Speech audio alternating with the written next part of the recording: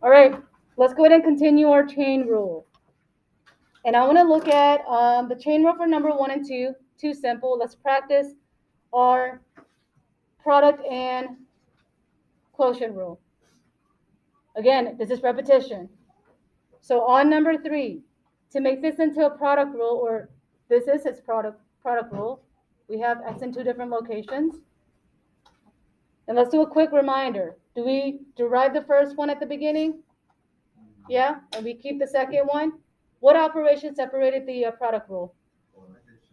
The addition, very well. So h prime of x, and I'm going to use the top piece because I need the bottom piece for the quotient rule. So we are going to derive 3x squared. How many is that? 6x. And we keep the second one, which is cosine of sine of x. And it's separated by a plus sign like you guys said. That's good. And then we keep the first one. And when I'm deriving the second piece, I want you to notice something. Do we see a function within a function? So we are going to use chain rule. So looking at this, on the very outside, what is the derivative of cosine? Negative sine. We keep the inside as it is. Someone's not writing. And then we derive the inside. What is the derivative of sine? Cosine of x. And done, that's it. And let me box that. And yes, on your homework, it might simplify it further, but I'm good with this. Okay, now let's practice our quotient rule. On our quotient rule, the only thing that's going to separate the numerator is a plus or minus sign. On the numerator, it's going to be separated by a minus. And we know our denominator has to be squared. Let's do that while we have it. And the rule pretty much similar to the product rule. Let's go ahead and derive the top. And notice on the derivative of the top, do I see a chain rule? Yeah? Xavier, you're not writing. Good luck to you. 3 times the inside, 1 less of the power.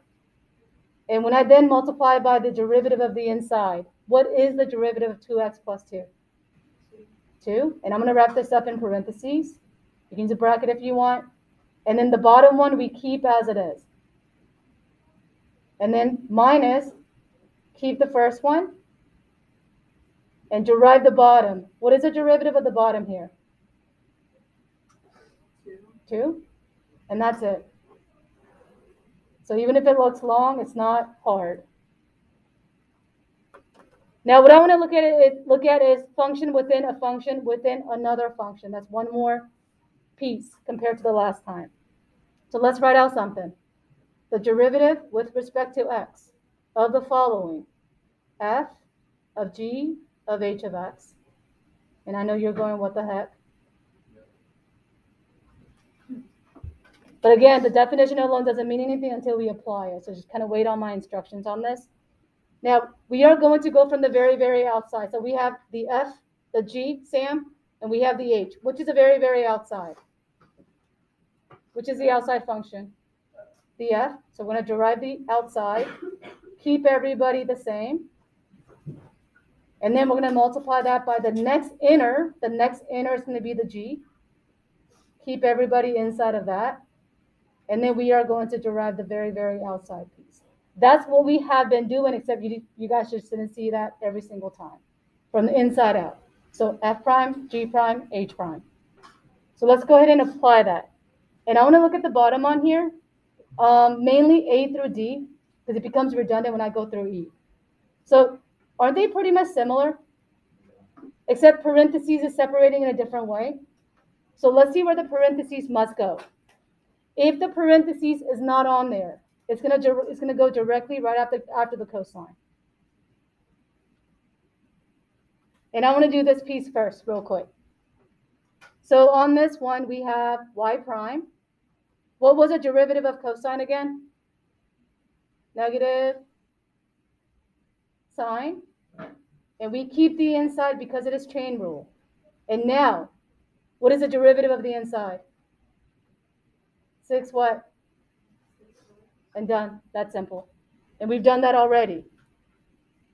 So now I want to go on to C next. On C, if you look at C, we have a square outside right here.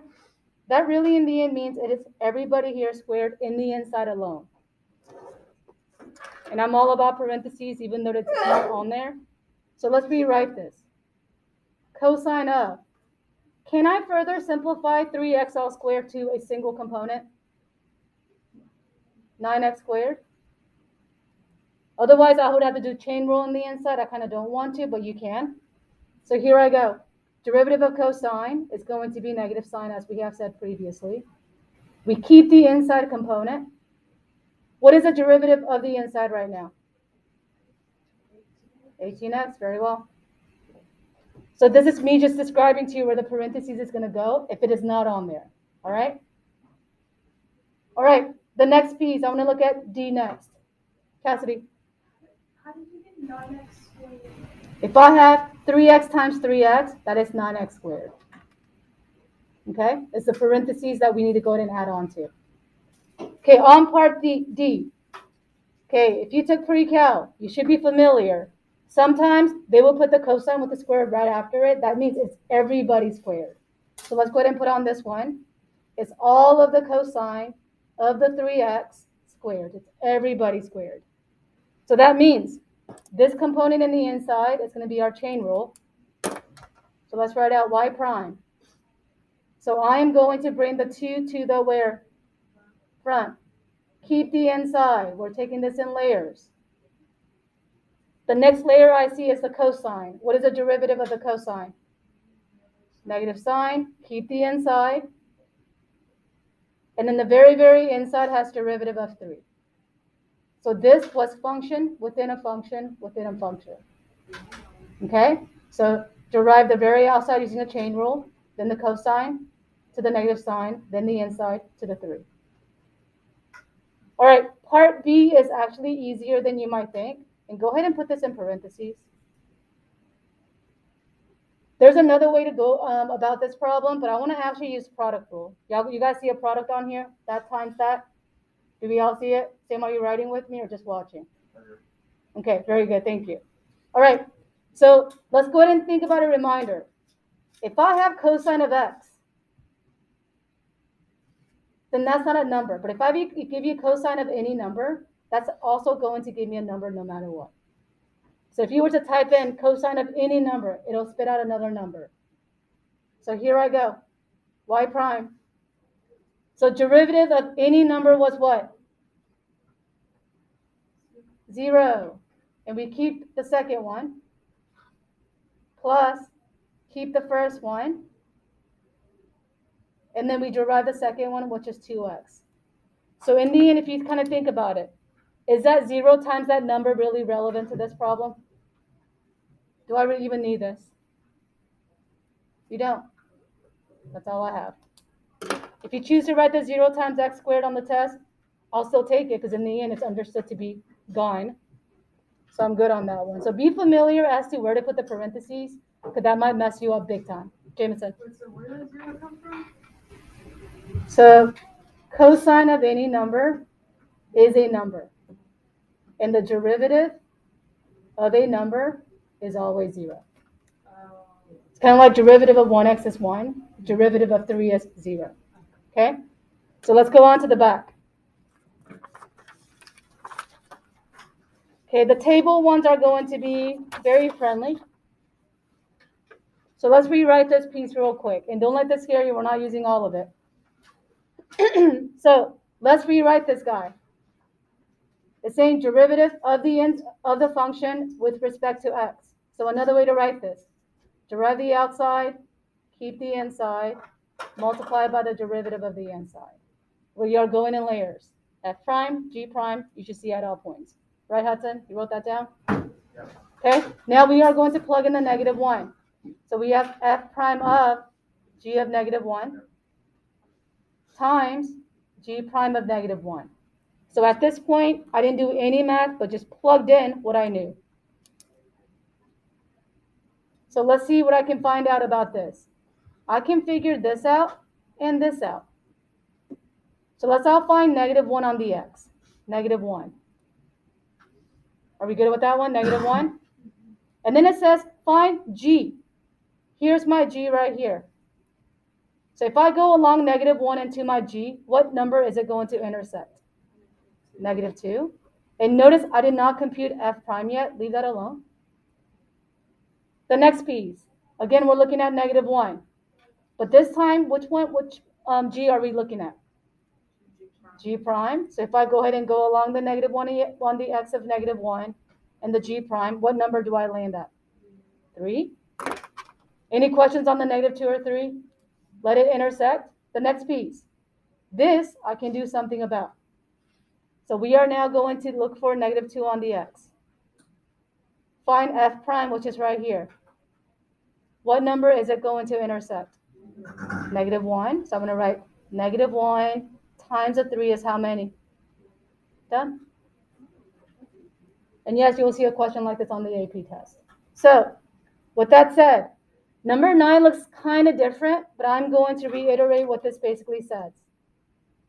Isn't H prime basically representing the derivative? So I want you guys to write it in a different way.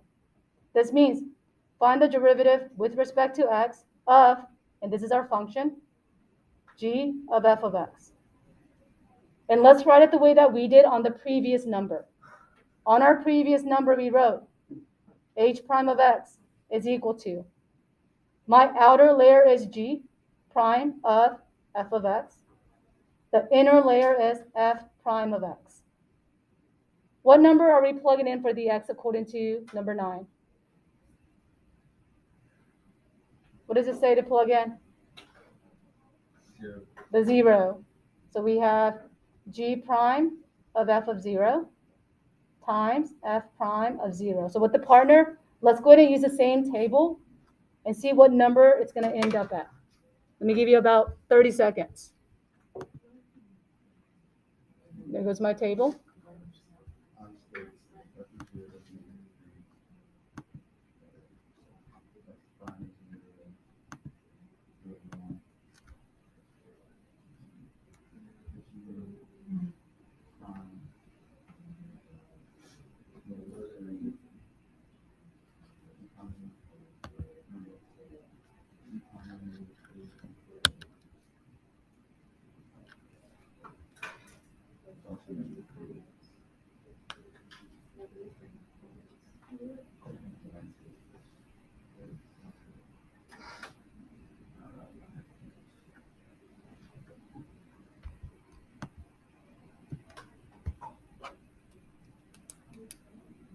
Was that test the last major grade we're gonna have? I'm recording right now.